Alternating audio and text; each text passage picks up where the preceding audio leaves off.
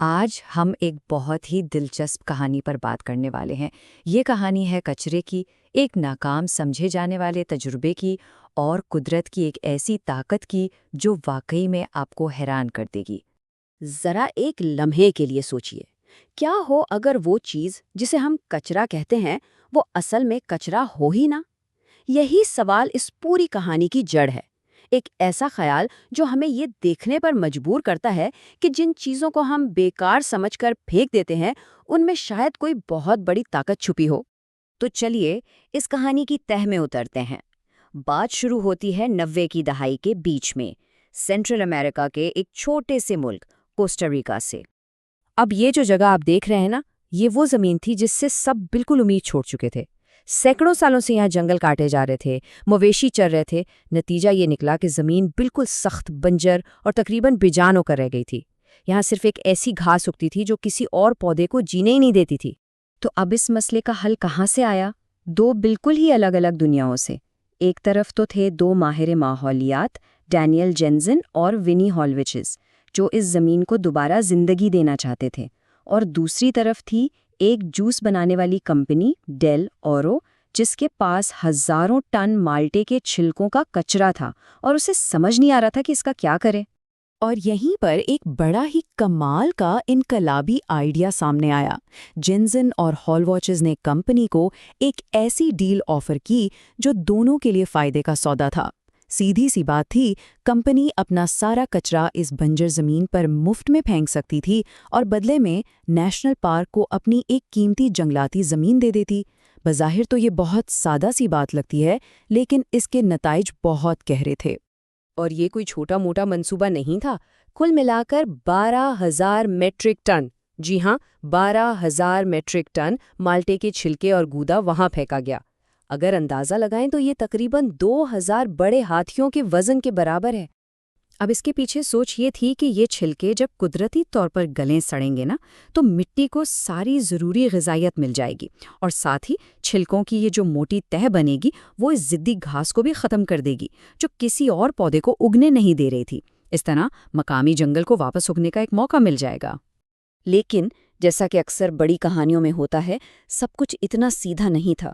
بہت جلد ہی یہ جو امید بھرا تجربہ تھا ایک بہت بڑے جھگڑے میں بدل گیا۔ ذرا تصور کیجئے، ہزاروں ٹن سڑتے ہوئے مالٹے کے چھلکے، اس جگہ سے اتنی شدید بدبو اٹھنے لگی اور وہاں مکھیوں اور کیڑے مکوڑوں کے جھنڈ جمع ہو گئے۔ مقامی لوگوں اور میڈیا نے اس پر شور مچا دیا اور اسے ماحول کو گندا کرنے کی ایک کوشش قرار دے دیا۔ اور پھر معاملہ اس وقت اور بگڑ گیا جب ڈیل اوروں کی ایک مخالف کمپنی ٹیکو فروٹ بیچ میں آ گئی۔ انہوں نے سیدھا اس پروجیکٹ کے خلاف کیس کر دیا، اور ہوا یہ کہ صرف 1 سال کے اندر کوسٹا ریکا کی سپریم کورٹ نے اس تجربے کو غیر قانونی قرار دیا اور فوراً بند کرنے کا حکم دے دیا۔ ان کا سیدھا سا الزام یہ تھا کہ ڈیل اورو نے ایک محفوظ قومی پارک میں فیکٹری کا کچرا پھینک کر قانون توڑا ہے۔ بس پھر کیا تھا، قانونی اور عوامی دباؤ اتنا بڑھا کہ یہ منصوبہ شروع ہوتے ہی ختم ہو گیا۔ اور بس کہانی ختم۔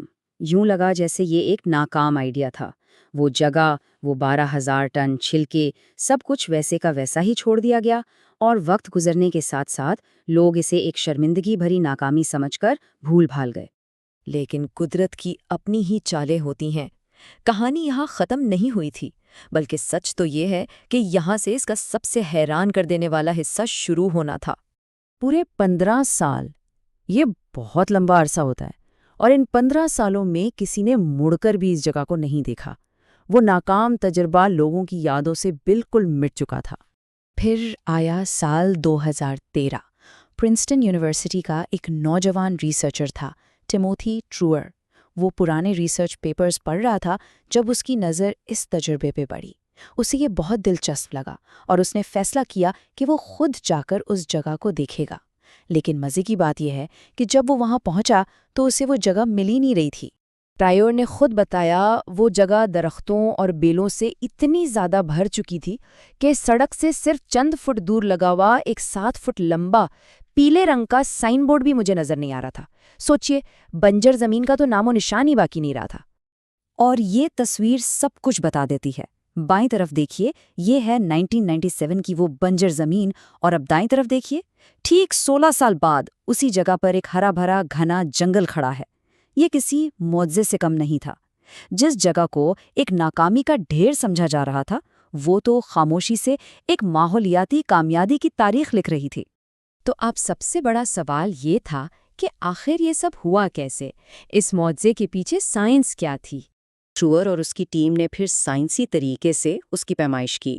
انہوں نے اس 3 ہیکٹر والے علاقے کا مقابلہ 7 والی اس زمین سے کیا جہاں چھلکے نہیں پھینکے گئے تھے، اور جو نتیجے نکلے وہ واقعی حیران کرنے والے تھے۔